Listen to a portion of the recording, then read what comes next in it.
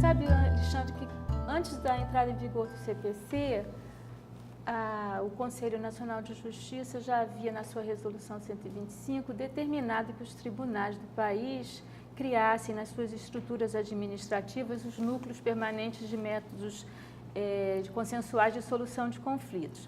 Alguns tribunais o fizeram, outros não, mas com o CPC veio a determinação da criação destes novos órgãos. E a esses novos órgãos têm atribuições, entre outras tantas, de criar o cadastro de mediadores, de fomentar os cursos de capacitação, de gerenciar esses cursos de capacitação. Também o credenciamento das câmaras privadas e, muito importante, de instalar os sejusques. Nesses locais, e no Rio de Janeiro nós já temos 23 instalados, são realizadas as sessões de mediação e conciliação e também são gerenciadas as pautas, né, das sessões de mediação e conciliação. E como é importante, né, nós já temos hoje 630 mediadores judiciais cadastrados no PMEC do Rio de Janeiro, Tribunal de Justiça do Rio de Janeiro. Um outro tema que a gente podia, que eu acho importante a gente tratar, é o que a pessoa precisa fazer para se tornar um mediador judicial, né? A lei diferencia a capacitação do mediador judicial para o mediador extrajudicial, né? O mediador extrajudicial, segundo o artigo 9º da lei de mediação, ele precisa, primeiro, ter a confiança das partes, em segundo lugar, ter capacidade civil e, em terceiro lugar, ele ter uma capacitação, né? Uma formação e conhecimento dos fundamentos da mediação. Já o mediador judicial, ele precisa ter, além dessa capacidade civil, ele precisa estar formado há mais de 2 anos numa escola de ensino superior. Ele também precisa ter se formado como mediador numa instituição que seja credenciada e aceita pelo ENFAM ou pelo próprio tribunal. E esse curso, ele precisa fazer um curso, e nesse curso ele precisa seguir as diretrizes do CNJ. Hoje, atualmente, o CNJ determina que esses cursos tenham, no mínimo, podem ter muito mais do que isso, esses cursos tenham, no mínimo, 40 horas de curso teórico e faça 60 horas de curso prático, né? Fernanda, será que pode haver a mediação feita por mais de uma pessoa, por mais de um mediador? Você pode falar um pouco sobre comediação para a gente?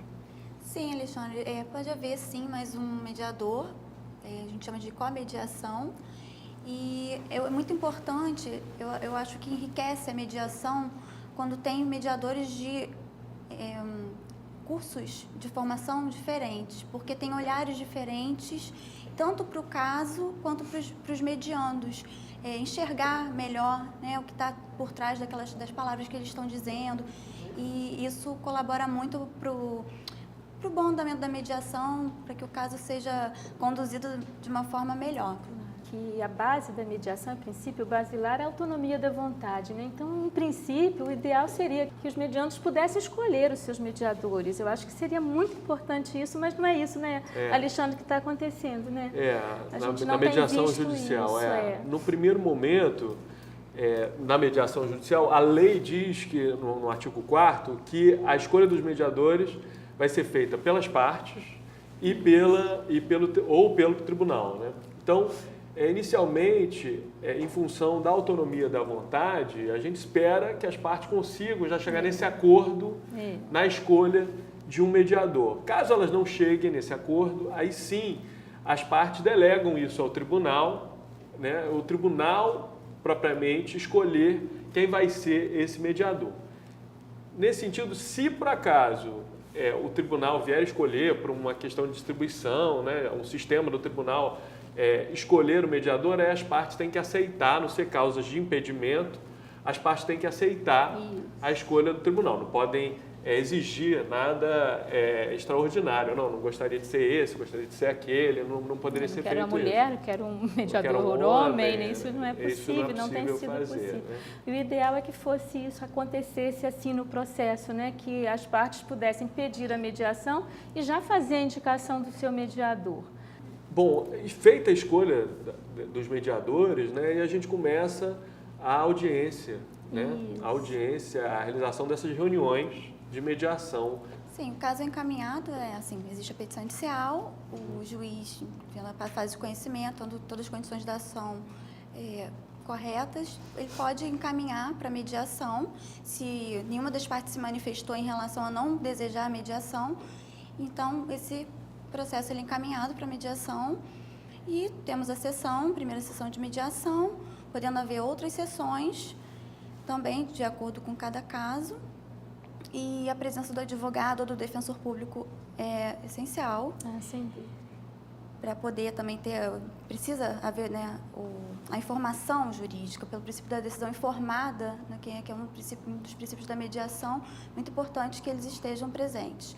E, assim, caso não haja nenhuma justificativa por algum deles faltar, uma das partes, também existe a multa que o juiz pode aplicar de 2% sobre o valor da causa ou, no caso do benefício econômico, também que poderia a ação gerar para a parte.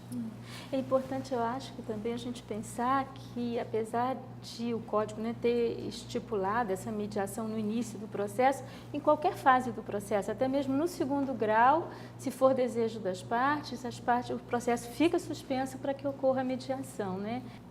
Agora a gente tem um outro tema que a gente poderia pensar juntos, que é o tema da questão, que é bastante sensível, questão da remuneração.